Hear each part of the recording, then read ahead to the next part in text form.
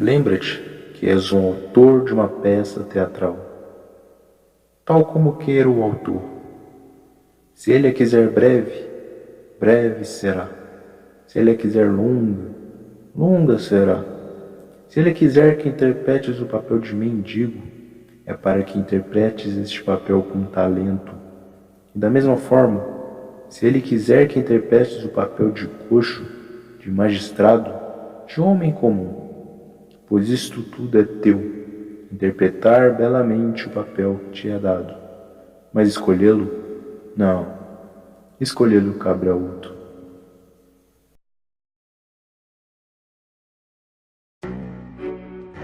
Se você está aqui nesse vídeo, provavelmente você já sabe o que é estoicismo. Mas caso você não sabe, aí vai uma breve explicação. Talvez o objetivo de toda a filosofia desenvolvida pela humanidade, em todos os tempos e eras, seja de superar o sofrimento inerente à existência e encontrar felicidade, ou ao menos uma certa tranquilidade. E os estoicos não fogem à regra. O objetivo do estoicismo é tornar o homem capaz de atingir a ataraxia. Mas o que é ataraxia?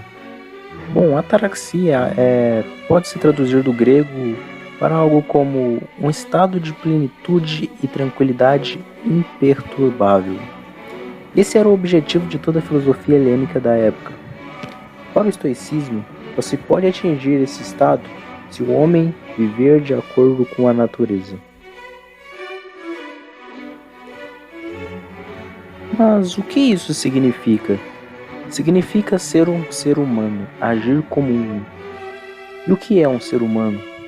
Bom, Aristóteles já havia belamente definido. O ser humano é um animal racional. Ser um ser humano é, portanto, agir com a razão e superar o sofrimento da existência por meio da razão. Mas como? Aí que entra o nosso amigo Epicteto. Epicteto foi duas coisas, um escravo e um dos pensadores mais brilhantes que a humanidade já produziu. Por causa da sua condição de escravo, o estoicismo lhe serviu muito, porque ele se concentrou naquilo que poderia controlar, como por exemplo a sua mente, e se recusou a se preocupar com o que ele não poderia mudar. E essa é a base do estoicismo. Mas é claro, fazer isso não é tão fácil como parece. O estoicismo é uma filosofia extremamente prática, mas ser um estoico não é nada fácil. Nesse vídeo, para introduzir o estoicismo, vamos começar analisando uma das obras atribuídas a Epicteto, o Enchiridion, ou o Manual de Epicteto.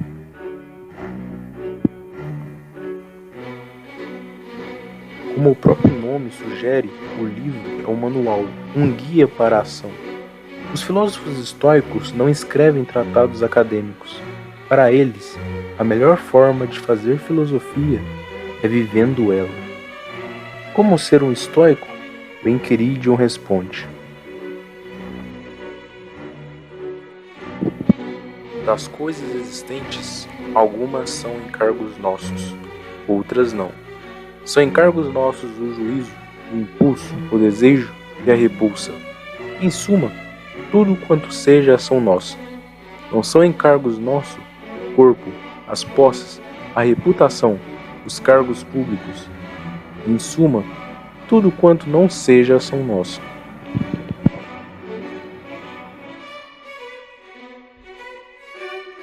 Isso basicamente significa que o que realmente importa são as nossas ações, pois elas são as únicas coisas que temos total controle e, portanto, total liberdade para mudar. Não conseguimos mudar a opinião dos outros, mas podemos mudar a nossa opinião.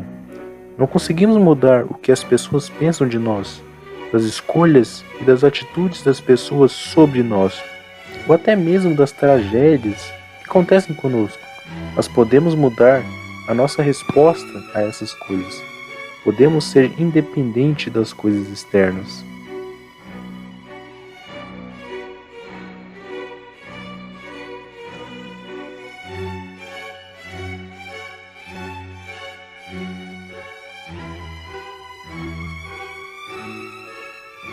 Caso rejeites a doença, a morte ou a pobreza, serás desafortunado.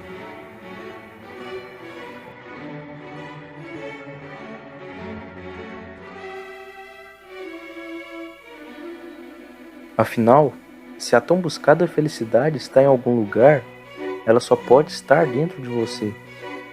O que acontece conosco é apenas um fato. O que vai importar e definir sua felicidade ou sofrimento vai ser sua interpretação sobre o fato. Sobre isso, você tem total controle. Isso é encargo teu.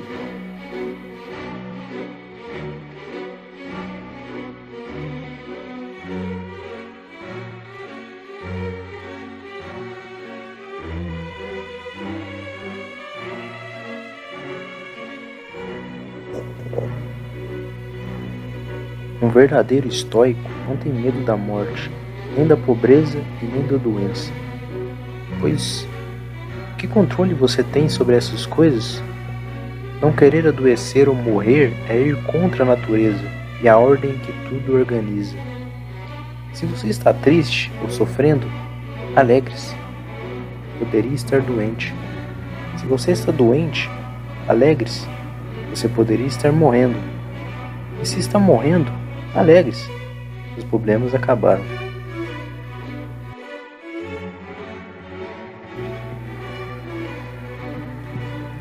É a ação de quem não se educou acusar os outros pelas coisas que ele próprio faz erroneamente.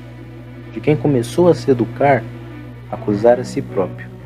De quem já se educou, não acusar nem aos outros, nem a si próprio.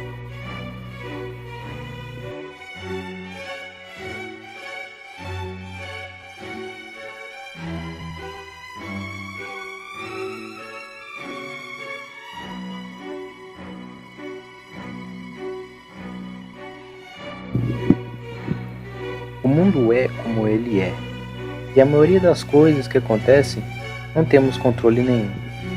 Temos controle das nossas ações, mas não temos controle algum sobre o que as pessoas pensam sobre as nossas ações.